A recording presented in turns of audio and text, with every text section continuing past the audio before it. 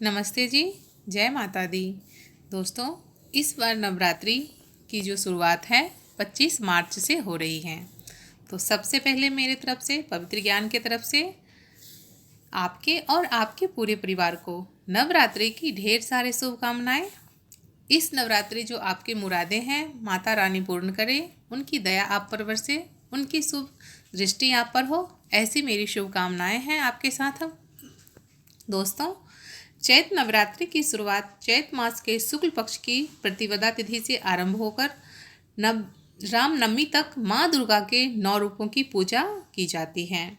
मान्यता अनुसार नवरात्रि में माँ शक्ति की 9 रूपों की पूजा करने से सभी तरह की समस्याएं दूर होती हैं और जीवन में सुख, शांति और समृद्धि का वास होता है। चैत नवरात्रि इस बार 25 मार्च से शुरू हो रही है। ऐसी मान्यता है कि इसी दिन से हिंदू नववर्ष की शुरुआत भी हो जाती है। नवरात्रि में माँ दुर्गा के 9 रूप की पूजा की जाती है।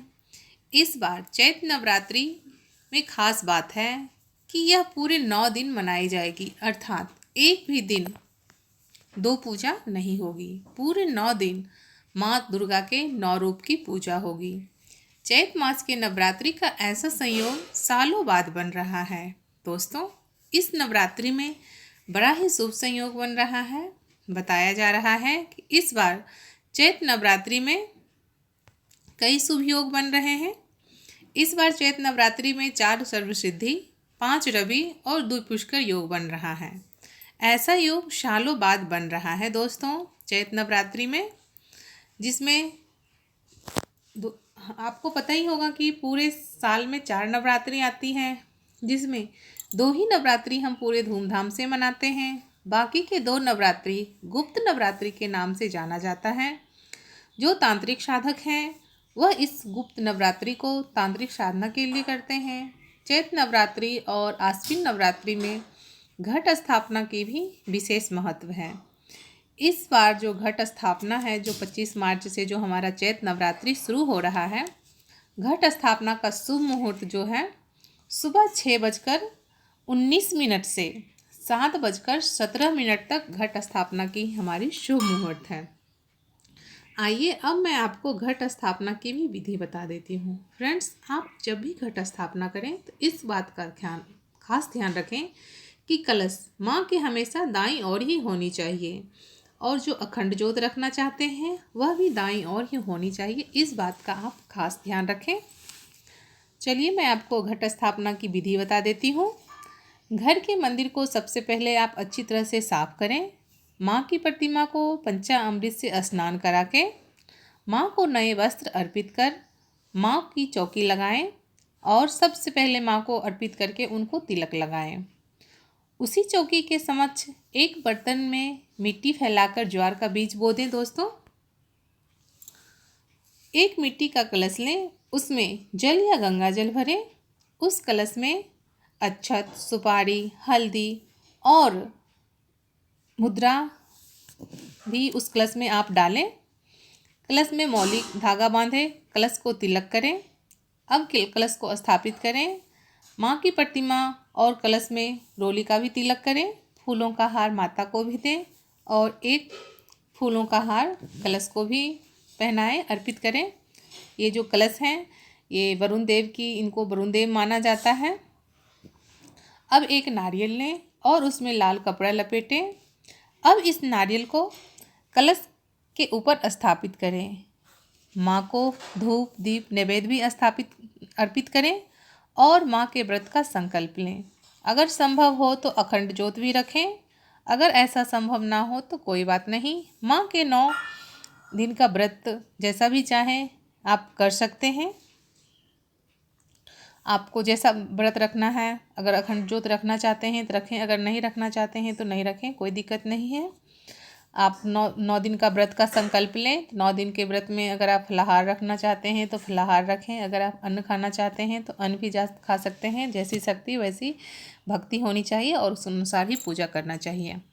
जैसे कि आप सभी को पता है कि नवरात्रि में माँ दुर्गा के 9 रूप की पूजा 9 दिनों तक की जाती है। कहीं कहीं पे अष्टमी को ही व्रत खोलने का विधान है, कंजिका पूजकर व्रत खोलते हैं, और कहीं कहीं पे नवमी को ही पूजा करके, रामनवमी के दिन पूजा करके व्रत कंजिका को बिठा के कंजिका पूज के व्रत खोलने का विधान है। पहले दिन माँ शैलपुत्री की पूजा की जाती है। माँ शैलपुत्री चंद्रमा को दर्शाती हैं और इनकी पूजा से, माँ शैलपुत्री की पूजा से चंद्रमा संबंधित दोष दूर होते हैं।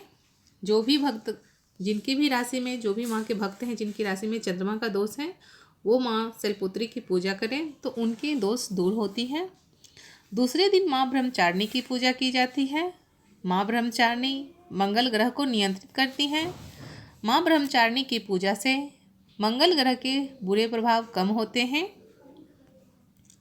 तीसरी पूजा माँ चंद्रघंटा की होती है। देवी चंद्रघंटा शुक्र ग्रह को नियंत्रित करती है। माँ चंद्रघंटा की पूजा करने से शुक्र ग्रह के बुरे प्रभाव नष्ट होते हैं। चौथी पूजा माँ कुष्मांडा की होती है। माँ कुष्मांडा की पूजा करने से सूर्य के कुप्रभावों से बचा जा सकता है। पांचवी पूजा स्कंद माता की होती है। देवी स्कंद की पूजा करने से बुध ग्रह नियंत्रित होते हैं और जो भी भक्त स्कंद माता की पूजा करते हैं उनको बुध के बुरे ग्रह के प्रभाव से मुक्ति मिलती है। षष्ठी पूजा माँ कात्यायनी की होती है। माँ कात्यायनी बृहस्पति ग्रह को नियंत्रित करती हैं। देवी की पूजा से बृहस्पति के बुरे प्रभाव से बचा जा सकता है। सातवीं पूजा माँ कालरात्रि की होती है। माँ कालरात्रि शनि ग्रह को नियंत्रित करती हैं और जो भी भक्त सच्चे मन से माँ कालरात्रि की पूजा करते हैं उनके शनि ग्रह की शांति होती है। आठवीं पूजा माँ महागौरी की होती है। देवी महागौरी राहु ग्रह को नियंत्रित करती हैं। माँ महागौरी की पूजन से राहु ग्रह के बुरे प्रभाव से बचा जा सकता है। नौवीं पूजा माँ सिद्धिदात्री की होती है। सिद्धिदात्री की होती है और माँ सिद्धिदात्री केतु ग्रह को नियंत्रित करती हैं। माँ सिद्धिदात्री के पूजा से केतु ग्रह के बुरे प्रभाव से बचा जा सकता है। दोस्तों, एक बार मैं फिर से आप सभी को पवित्र ज्ञान चैनल की तरफ से नवरात्रि की ढेर सारी शुभकामनाएं देते हुए मैं आपसे विदा लेती हूँ। मिलते हैं आपसे नेक्स्ट वीडियो में। तब तक के लिए देखते रहिए आप पवित्र ज्ञान चैनल। Thanks for watching.